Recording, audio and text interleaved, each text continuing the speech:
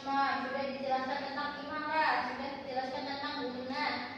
Nah, berarti nanti ketika kita itu akan membaca ayat ini di Quran Surat Al-Mujadalah ayat 11, itu pastikan anak-anak sudah bisa membaca ayat sesuai lafaz hurufnya.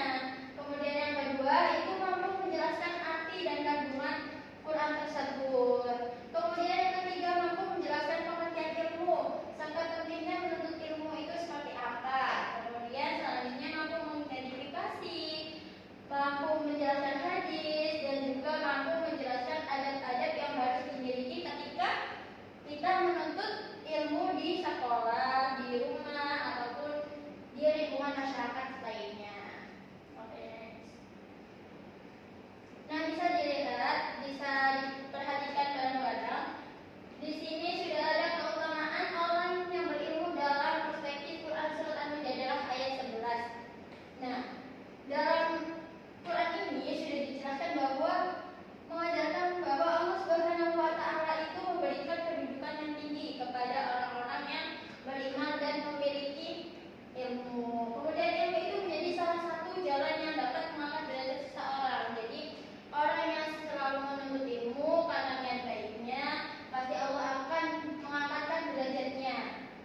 Bukan hanya karena orangnya memiliki kekayaan saja, kemudian memiliki keturunan ataupun memiliki jabatan yang paling tinggi itu apa, dan juga melainkan karena keimanan dan ilmu yang dimilikinya. Kemudian setiap muslim itu diperintahkan untuk selalu belajar, mencari ilmu dan juga mengamalkan ilmu tersebut dalam kehidupan sehari-hari. Next.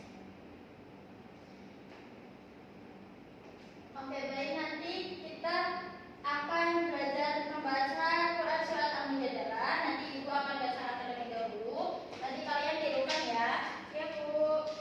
Bismillahirrahmanirrahim. Bismillahirrahmanirrahim. Ya ayyuhalladzina amanu. Ya ayyuhalladzina amanu. Idza qila lakum tafassahu fil majalisi fafsahu yafhawallahi lakum wa idza qila ansudu famsudu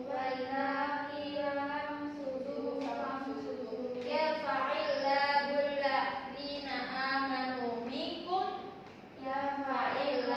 alladhina amanu minkum walladzina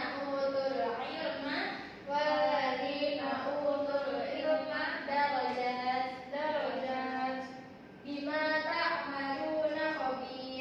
bima ta'maluna khabir. Artinya apa, anak? Bisa dibaca bareng-bareng, ayo. Wahai orang-orang yang beriman, apabila dikatakan kepadamu berilah kelapangan di dalam majelis, maka lapangkanlah. Niscaya Allah akan memberi lapangan untukmu. Dan apabila dikatakan berdirilah kamu, maka berdirilah. Niscaya Allah akan mengangkat derajat orang-orang yang beriman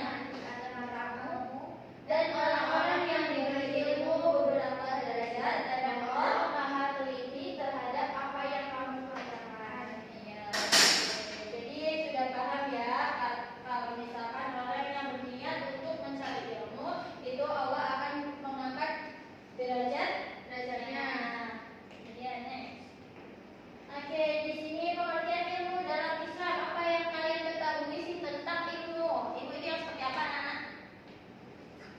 Itu yang pengetahuan, ya, mengetahui, memahami, ya, betul semua. Nah, jadi ilmu itu berasal dari bahasa Arab yang memiliki kata al-ilmu. Jadi di bahasa Arab juga ada istilah al-ilmu nurun, yaitu ilmu adalah cahaya. Jadi ilmu itu penting ya, dalam artian memahami atau memiliki pengetahuan terhadap sesuatu. Menurut ajaran Islam, ilmu itu adalah pengetahuan yang diperoleh melalui proses belajar, kemudian membaca, mengamati, berpikir, serta mencari kebenaran berdasarkan petunjuk Allah Subhanahu wa Ta'ala serta Rasul-Nya.